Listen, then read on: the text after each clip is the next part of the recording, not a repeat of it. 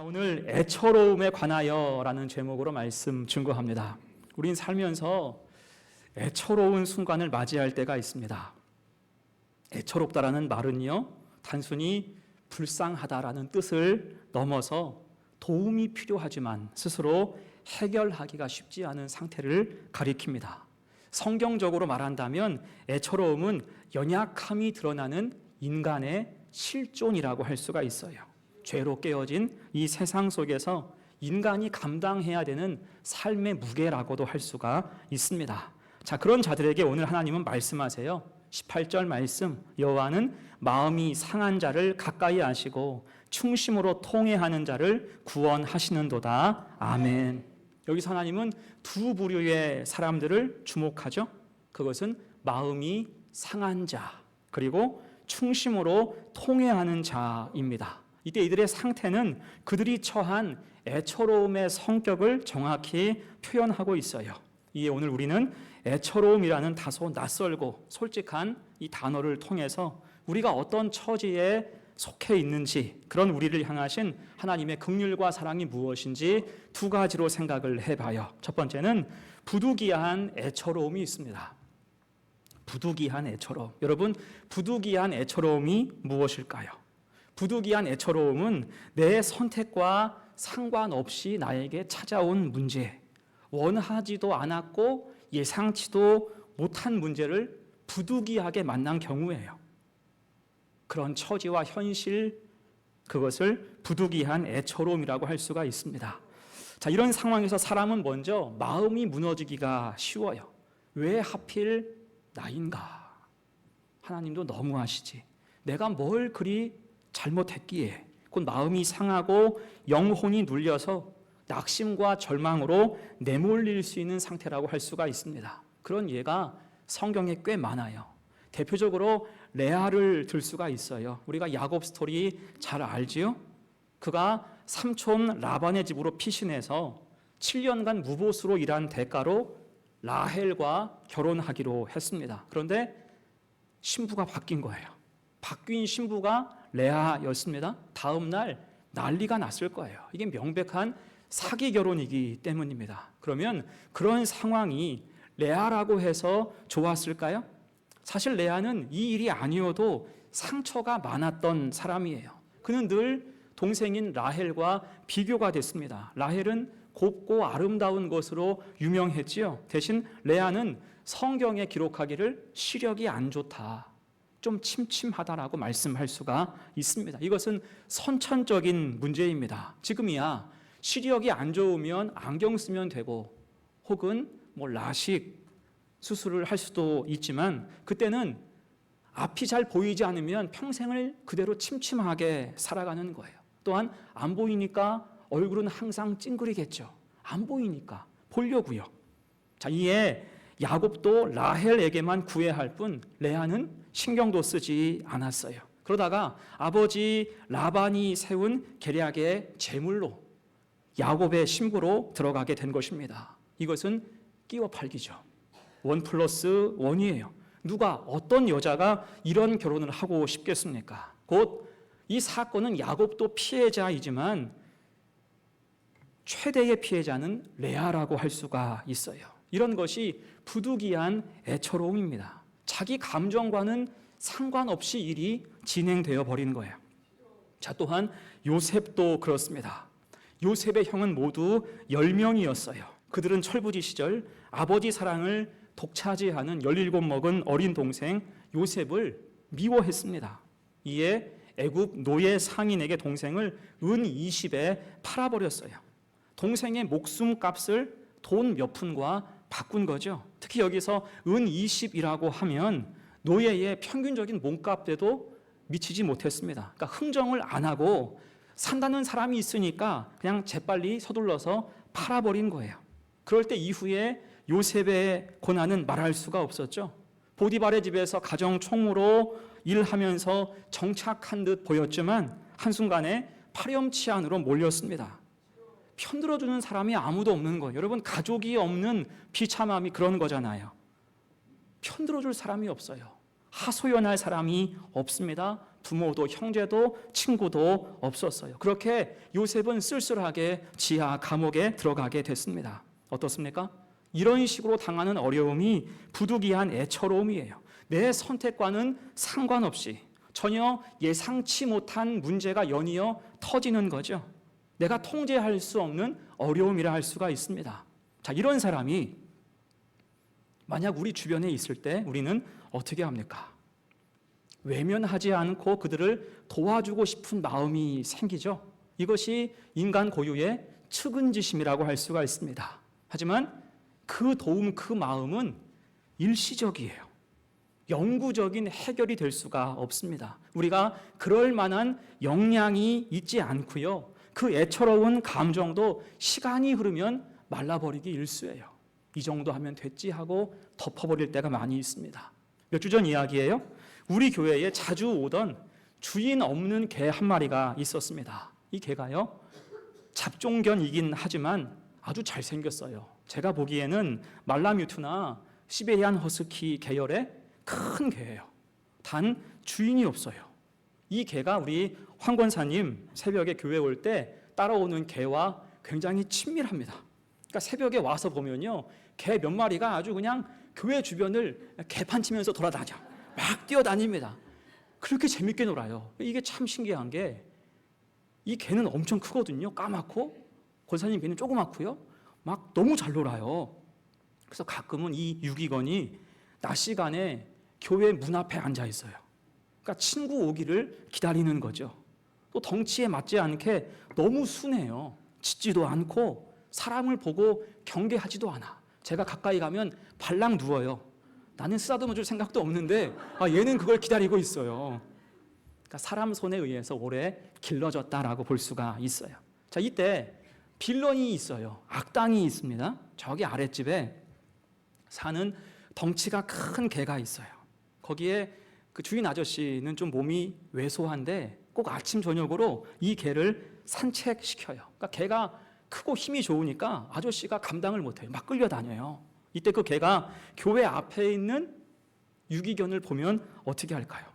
갑자기 사나워져요. 그러니까 개가 영리한 거예요. 주인 없는 개를 알아봅니다. 그 하찮은 처지를 알아보는 거예요. 그래서 한 번은 아저씨가 너무 막 힘을 쓰니까 목줄을 놓쳤어요. 정말 교회 앞에서 뒤엉켜서 싸운 적이 있습니다. 유기견이 불쌍하죠. 당하지를 못해요. 그러니까 영양 상태도 문제가 있고 주인이 없으니까 자신감도 없습니다. 한참 싸우고 나면 그냥 꽁지 빠져라 도망치기 일쑤입니다. 자, 그러다가 어느 날 제가 새벽 예배를 마치고 8시경에 집에 가려고 하는데 문 앞에 그 개가 앉아 있어요. 제가 나가면 항상 그 개는 일어서거든요. 아주 예의가 바라요. 제가 나가면 일어나요. 근데 평상시와는 달리 한쪽 다리를 절고 있어요. 아예 한 다리를 바닥에 대지를 못해요. 잘 살펴보니까 덫에 걸린 모양이에요. 거기서 얼마나 빠져나오려고 발버둥을 쳤으면 털과 가죽이 다 쓸려 나갔어요. 동그랗게. 다시 출근할 때까지 이게 보니까 출근해서도 보니까 여전히 그 자리에 앉아 있어요. 제가 보기에는 친구들을 기다리는 것 같았습니다. 너무나 애처로워 보였어요. 그래서 뭘 좀 줄 게 있나, 먹을 게 있나 교회를 뒤져보니까 먹을 게 하나도 없습니다. 제가 개를 키웠던 적이 아주 어렸을 때 빼고는 없거든요. 그때는 그냥 사람 먹는 거 막 줬잖아요. 제가 한번 쳐봤어요. 초콜릿을 주면 괜찮을까? 그거 먹으면 죽는데요. 감자칩을 좀 줘볼까? 그거 먹어도 잘못하면 죽는데 너무 짜서. 그래서 뭘 줄까? 저기 다이소 가서 게 사료를 좀 사다가 줄까? 아니면 흰 밥을 좀 끓여서 줄까? 생각을 하다가 그게 근본적인 해결이 아닌 것 같아요. 그래서 유기견 보호소에 제가 연락을 했습니다. 그리고 개의 성향을 이야기하고 위치를 설명할 때 30분 후에 그분들이 도착하기로 했어요. 그렇게 10분쯤 지나갔는데 이런 게 운명의 장난이죠. 그 건강한 개가, 그 악당, 빌런, 그 개가 주인하고 다시 온 거예요. 그 시간에. 그리고 교회 문 앞에서 또 한바탕 했어요. 제가 안에 있다가 소리가 나서 정신없이 나가보니까 큰 개는 이미 의기양양 주인에게 이끌려서 가고 있고요. 이 개만 초라하게 교회 문 앞에 앉아 있는 거예요. 제가 나가서 개를 쓰다듬으면서 이야기했어요. 좀만 기다려. 너 구해주러 사람이 온대. 그렇게 하고 들어가서 이제 일 보면서 CCTV를 확인하는 거예요. 이 개가 잘 있나? 근데 이 개가 불안해 보여요. 왔다 갔다 하고 일어섰다 앉았다 그럽니다. 그도 그럴 것이 사실 아까 그 큰 개가 지금 산책 나간 거예요. 조금 있으면 돌아와요. 이걸 이 개가 알고 있는 거죠. 그러더니 자리를 피해서 쩔뚝거리면서 어디를 막 합니다. 그걸 보고 있으면 이제 제가 급해지는 거예요. 15분 후에 사람이 오기로 했는데 이거 개가 사라졌으니까 큰일 났습니다. 그래서 서둘러 달려가서 운동화로 갈아 신고 사방을 찾는 거예요. 그리고는 아무래도 저 뒷산 쪽에 있는 것 같아서 올라가서 살펴봤어요.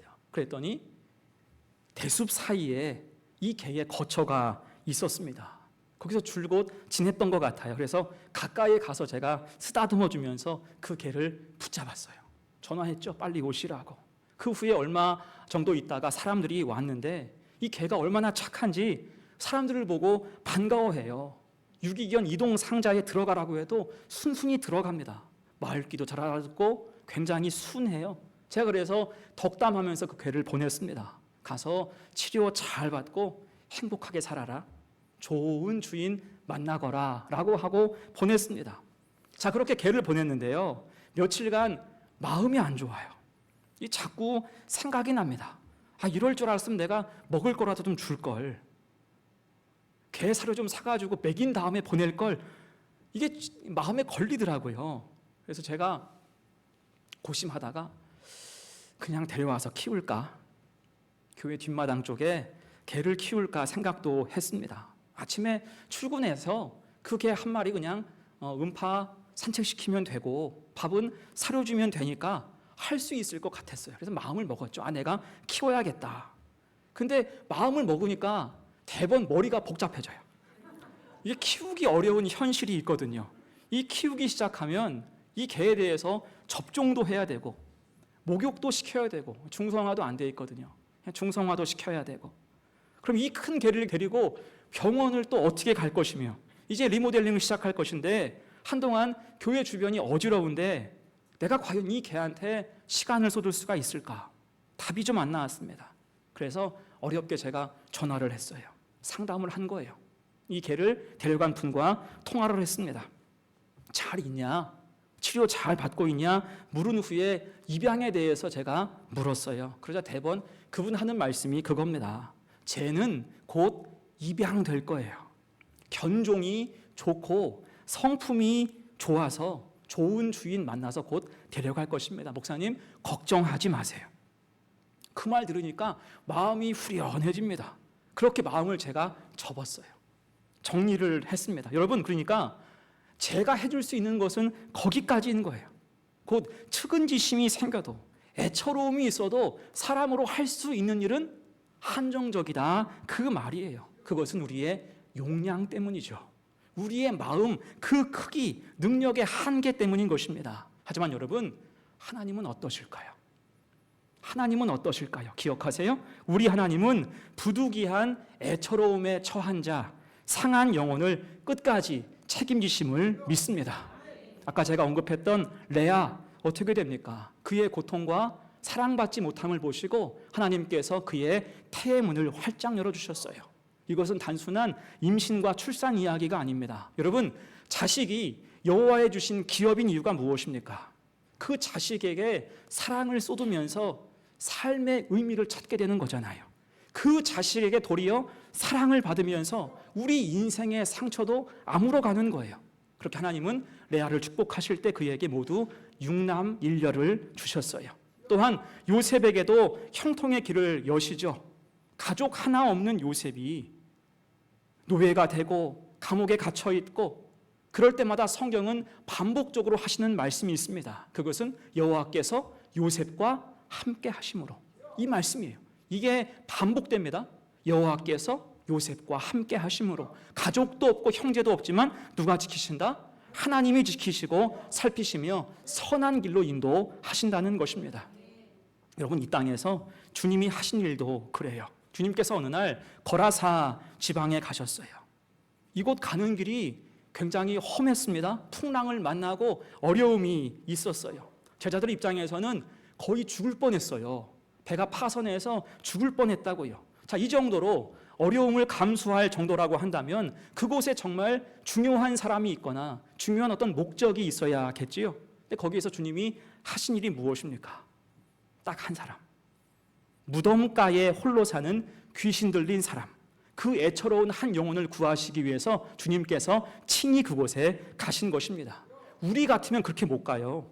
가성비가 떨어져요. 내가 목숨 걸고 거기를 그 사람을 위해서 갈 수가 있겠어요? 겨우 귀신 들린 사람 한 사람 위해서 그곳 가는 것이 쉽지가 않습니다. 하지만 주님은 기꺼이 그 한 사람을 위해서 가시는 거예요. 가보니까 그 사람 어때요?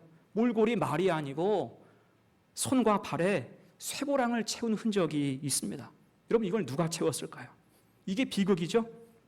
아마 가족이나 마을 사람들이 채웠을 거예요. 처음에는 돌보고자 마음 먹었겠죠. 하지만 감당할 수 없으니까 나중에는 쇠고랑 채우는 거예요. 또 그게 싫으니까 이 사람 광인은 그것을 끊어내고, 그때부터 광인은 그 마을에서 공포의 대상이 되어서 가족조차도 가까이 할 수 없는 사람이 되고 만 것입니다. 주님이 그 애처로움을 보시는 거예요. 찾아가셔서 귀신을 쫓아내시고 그를 온전하게 하시죠. 그러면서 하신 말씀이 너무나 따뜻해요. 같이 읽어요. 시작. 그에게 이르시되 집으로 돌아가 주께서 내게 어떻게 큰일을 행하사 너를 불쌍히 여기신 것을 내 가족에게 알리라. 아멘. 집으로 돌아가게 하셨어요. 가족을 다시 만나게 하셨습니다. 그가 처한 부득이한 애처로움을 오직 주의 은혜로 끊어주신 줄로 믿습니다. 자, 그래서 오늘 18절 말씀 우리 같이 처음 부분 읽어요. 여호와는 마음이 상한 자를 가까이 하시고, 아멘. 여호와는 마음이 상한 자를 가까이 하십니다. 부득이한 애처로움에 처한 자를 외면하지 않으시고 가까이 하시는 거예요. 여러분, 우리도 그렇죠. 우리도 부득이한 애처로움에 처할 때가 있습니다. 우리가 선택하지 않은 문제, 원하지 않은 아픔, 우리가 막을 수 없는 어떤 상실감, 이런 일들이 불현듯 우리 삶을 찾아올 때가 있습니다. 사실 우리의 삶과 우리의 힘과 능력으로는 그 문제를 해결할 수 없어요. 하지만 그 마음을 가지고 누구에게? 주님께 나아가라. 그 마음으로 주님을 바라보라. 그러면 주님이 외면치 않으신다. 이것이 성경의 약속임을 믿습니다.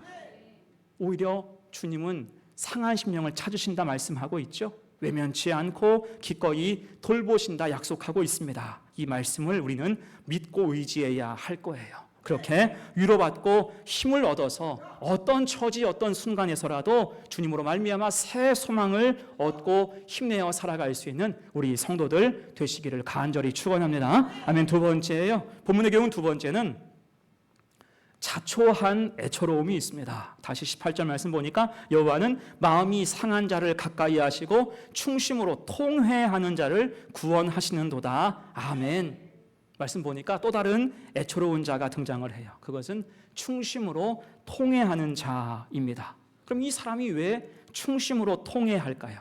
이것은 자초한 애처로움의 문제가 있기 때문이에요. 핵심은 자초했다는 거죠. 사실 우리가 당하는 일, 처한 어려운 상황은 스스로 자초할 때가 많습니다. 내가 사고치는 거예요. 자초, 스스로 초래, 불렀다라는 거죠.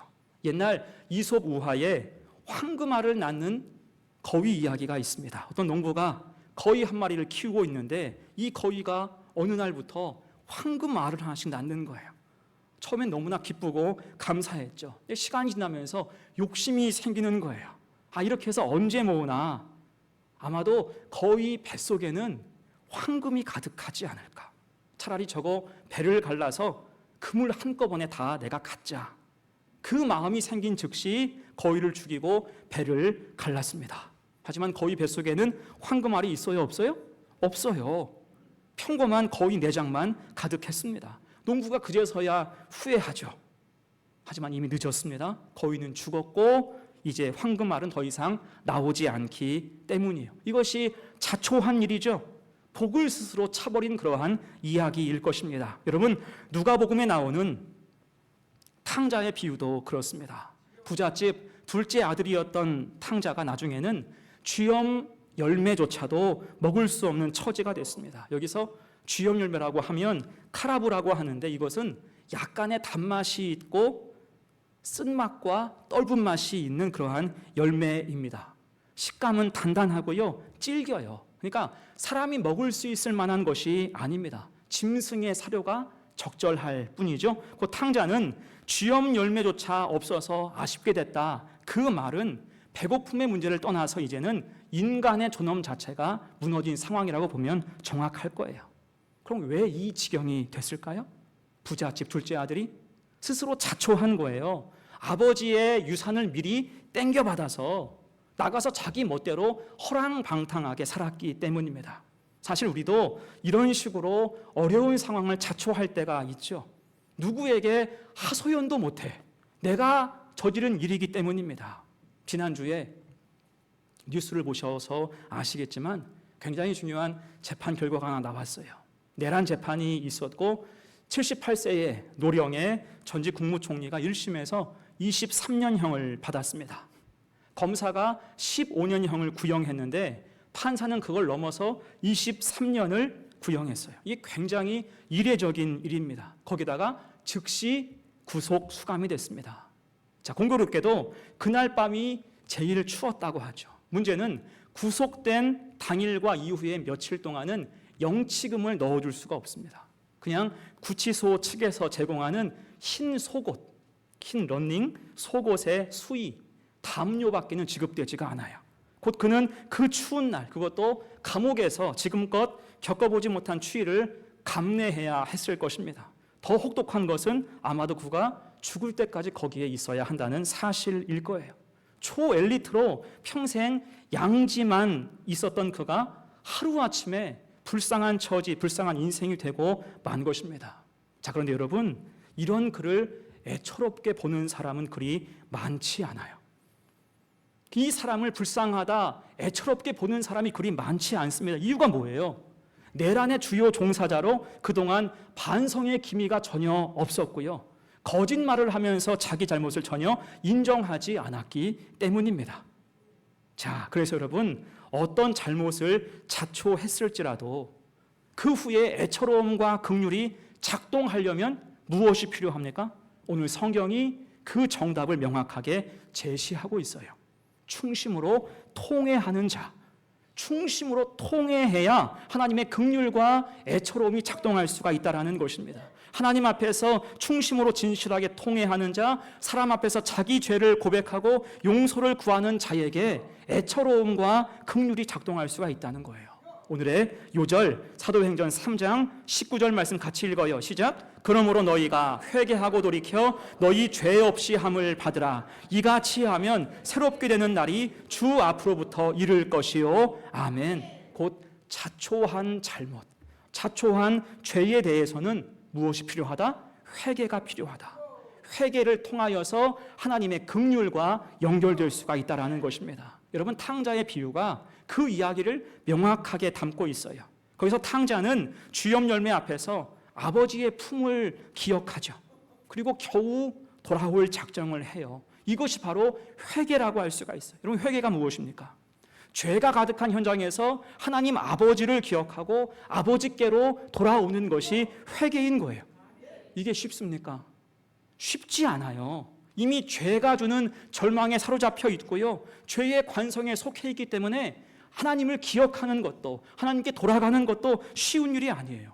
하지만 탕자는 아버지를 기억하고 돌아오죠. 그렇게 어렵게 돌아왔을 때 그 아버지가 어떻게 합니까? 먼 발치에서 뛰어와요. 그리고 꼭 안아주죠. 돌아온 아들을 위해서 큰 잔치를 베풀고요. 다시 그 죄를 회복하고 복원해 주십니다. 그의 잘못, 자초한 일에 대해서는 더 이상 묻지 않고 다만 애처롭게 여기는 거예요. 돌아왔기 때문에. 여러분, 이것이 회개의 능력인 줄로 믿습니다. 다윗도 그래요. 다윗의 시편 중에 가장 애끓는 감정으로 표현한 시편이 시편 51편입니다. 유명한 말씀이 가득한데 그 중에서 10절, 11절 같이 읽어요. 시작. 하나님이여 내 속에 정한 마음을 창조하시고 내 안에 정직한 영을 새롭게 하소서. 나를 주 앞에서 쫓아내지 마시며 주의 성령을 내게서 거두지 마소서. 아멘. 여러분, 이 말씀의 배경이 무엇입니까? 다윗이 범한 죄였어요. 밧세바 스캔들. 다윗의 죄상을 하나님이 폭로하신 거예요. 이에 다윗이 어떻게 했습니까? 다윗은 스스로 자초한 그 일, 자기 죄의 실체와 추악함과 마주한 후에 즉시 하나님 앞에 엎드립니다. 주저하지 않아요. 그럴 때 회개하며 나아가는 그 마음을 하나님이 받으셨죠? 하나님과 연결되는 거예요. 끊어진 것이 연결됩니다. 하나님이 용서하시고 또 징계하신 후에 다시 회복해 하셨어요. 여러분, 이게 바로 충심으로 통회하는 것, 회개의 능력인 줄로 믿습니다. 요즘에 뉴스 보니까요, 통일교와 신천지의 추악함이 연일 폭로되고 있습니다. 사실 그들의 악한 만행이 애초에 정리되지 않아서 참 답답했는데 하나님이 이렇게 묶어 처리하시는 게 참 놀랍습니다. 지금 그들의 죄목은 정교 분리의 원칙을 위배했다라는 거예요. 여러분, 정교 분리는요, 헌법 제20조에 명시되어 있어요. 자, 그런데 그들은 이단이라는 그들의 태생적인 한계, 그걸 극복하기 위해서, 이 땅에 뿌리 내리기 위해서 정치권에 돈과 조직으로 줄을 댄 거예요. 부정선거를 획책했고 국민 여론을 호도했습니다.